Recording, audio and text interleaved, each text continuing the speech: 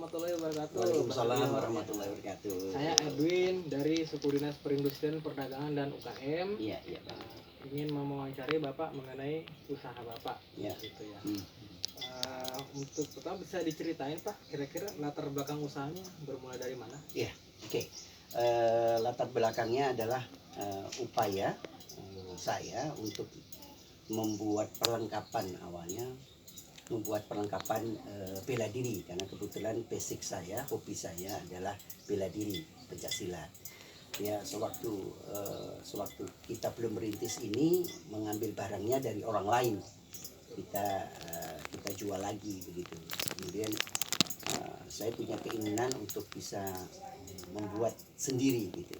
Awalnya saya merekrut 2 karyawan normal, artinya karyawan seperti biasa, untuk membuat beberapa produk.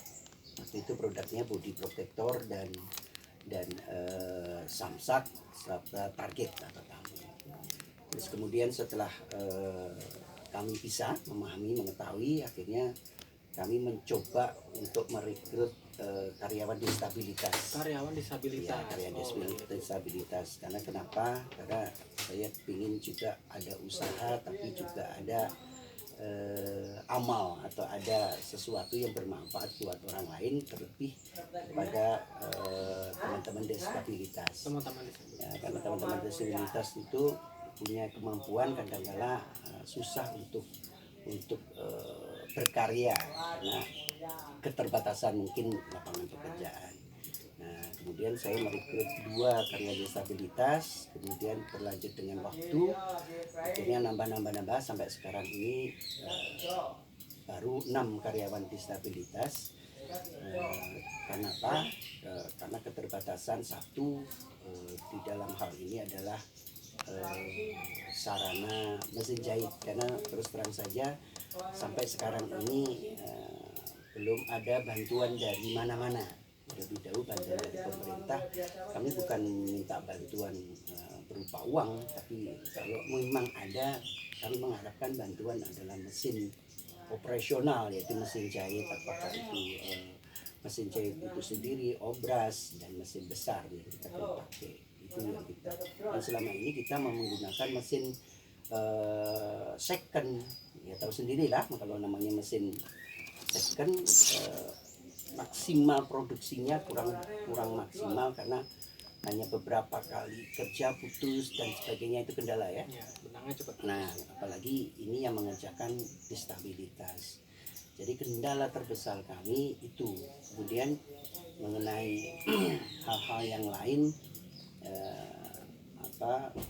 ya kita masih bisa tanggulangi gitu ya. Jadi latar belakangnya adalah kita ingin membuat produk perlengkapan bela diri khususnya pencaksilat, apakah itu baju, perlengkapan lain yang berkualitas, kalau bisa berkualitas ekspor gitu ya, walaupun yang mengerjakan adalah penjahit atau karyawan yang mempunyai keterbatasan fisik, yaitu tunawicara dan tunarungu gitu.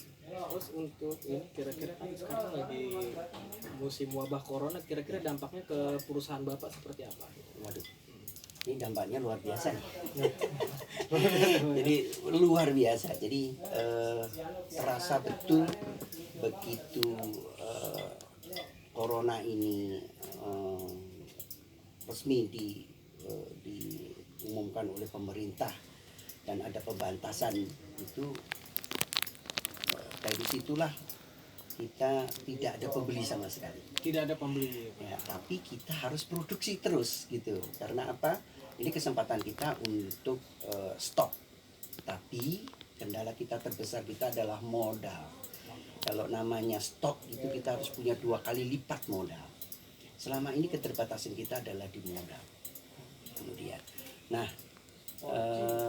corona ini juga sangat memukul terutama home industry, rumahan seperti ini ya. Apalagi kemampuan karyawan kita yang punya keterbatasan itu tidak bisa maksimal sesuai dengan keinginan kita kalau kita mengerjakan karyawan normal. Jadi kalau kita genjot dia akan sakit. Gitu. Tapi kalau kita diawasin dia tidak maksimal hasilnya. Gitu. Jadi corona ini walaupun belum ada kerjasama atau belum ada pekerjaan, itu ya kita membuat stok barang. Nah, gitu. Sekarang stok ya Pak ya. Mungkin kira-kira sekarang ada menjalin kerjasama nggak Pak dengan Pemda DKI, atau kalau ada mohon bisa dijelaskan. Ya, kebetulan kemarin dari Dinas Perindustrian kalau nggak salah ya, dan melibatkan UKM, dan kemarin waktu itu kita di Pulau Gadung dikasih pembekalan. Waktu itu mau membuat masker, dan jumlahnya luar biasa, melibatkan UKM. Nah, itu saya sangat senang karena apa? Karena artinya kita mengerjakan, walaupun dalam hal ini ada apa istilahnya, ada sedikit juga apa ya, Mungkin ya seperti itu. Nah, karena dari situ selain karyawan juga bekerja, ada income masuk, dan income masuk pun itu nanti akan dilarikan untuk juga gaji karyawan gitu. Dan makanya kata begitu ada pekerjaan seperti itu sangat membantu gitu, sangat membantu. Cuma kami lagi belajar, belum maksimal ya, tapi kalau kita bisa maksimalkan, moga-moga ini nanti akan menjadi salah satu solusi untuk memberikan gaji karyawan, karena selama ini 3 bulan kemarin itu nol sama sekali. 3 bulan tidak digaji. Iya, 3 bulan nol sekali. Ya digaji tapi hutang hak dia, nggak mungkin kita nggak gaji. Ya kita berhutang jadi Walaupun income tuh kosong ya Pak. iya kosong. Belum ada bulan sini ya. Gitu ya.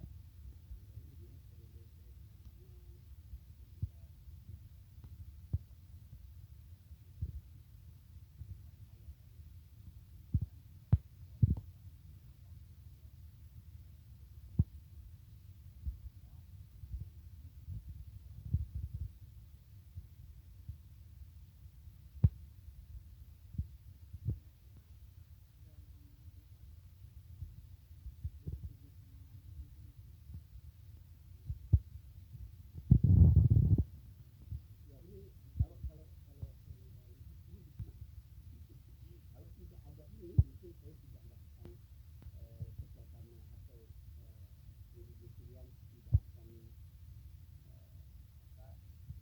melibatkan UKM seperti ini. Jadi kita juga terlibat gitu.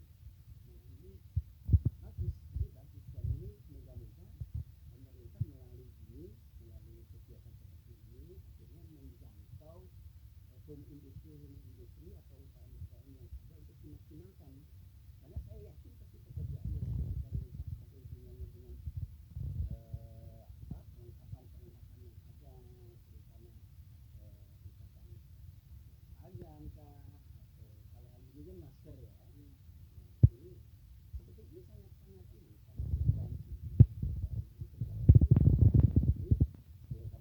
Moga-moga juga kita mengharapkan cepat berlalu, segera berlalu, kemudian nanti bentuk kerjasama kita harapkan dalam bentuk yang lain, misalkan tadi yang seragam Pegawai gitu, tidak ditanganin oleh industri besar, tapi dibagi seperti ini. Nah, ini sangat bermanfaat sekali buat kami dan membantu kami dengan adanya orderan atau pekerjaan yang nantinya akan kembali untuk mensejahterakan karyawan. Nah, Jadi itu untuk order selanjutnya kalau bisa jangan untuk pengusaha kakap saja, nah, pengusaha ya, UKM yang di bawah. ini. Kami akan Ini udah bagus karena koordinasinya langsung dari kecamatan, penyampaian kelurahan mungkin seperti itu ya. Itu bagus. Artinya pemerintah dalam hal ini kecamatan juga tahu mana-mana home industry atau UKM-UKM mana yang memang bisa dimaksimalkan, dioptimalkan untuk sama-sama kita memajukan gitu ya UKM-UKM yang ada terutama di kecamatan-kecamatan. Terakhir ya Pak, sebelum kita tutup wawancara kita, Ya. bisa memberikan kesan dan pesan buat Pak Gubernur Pak Anies Baswedan. Ya, oke. Pesannya pertama buat Pak Anies Baswedan, terima kasih Pak Gubernur Pak Anies Baswedan.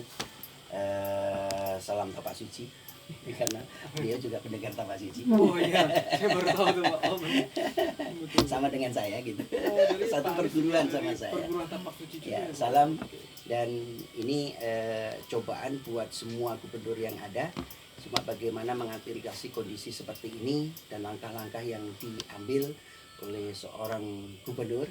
Dan saya lihat sudah sangat bagus sekali Pak Gubernur bekerja menghadapi corona ini dan masih juga punya ide, punya gagasan untuk menghidupkan home industry. Dari dampak ini luar biasa Pak Gubernur yang kita rasakan sangat terasa betul. Yang tadinya ada income tiap hari ini benar-benar nol sama sekali.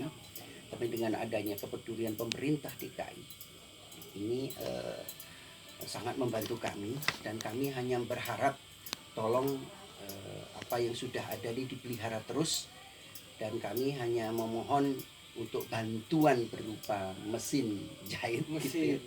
Mesin jahit boleh nanti disurvei bahwa karyawan kami Pak Gubernur adalah 90% adalah disabilitas. Kami ingin mengembangkan banyak disabilitas yang ingin kami rekrut, tapi keterbatasan kami adalah di sumber dana dan mesin yang terbatas. Dan mesin-mesin yang second itu sangat mengganggu, bukan mengganggu, kurang maksimal dalam produksi. Kemudian kesan selanjutnya semangat dan kita masyarakat DKI insya Allah akan mendukung program-program Gubernur DKI untuk segera terlepasnya corona ini dan kita bisa beraktivitas normal kembali. Seperti itu. Terima kasih untuk kesan dan pesannya Pak Suryo dari PT Sinar Warna Nusantara ya Pak ya, di Kelurahan Baru, Kecamatan Peserbo. Ya. Kurang lebihnya mohon maaf. Assalamualaikum warahmatullahi wabarakatuh. Waalaikumsalam warahmatullahi wabarakatuh.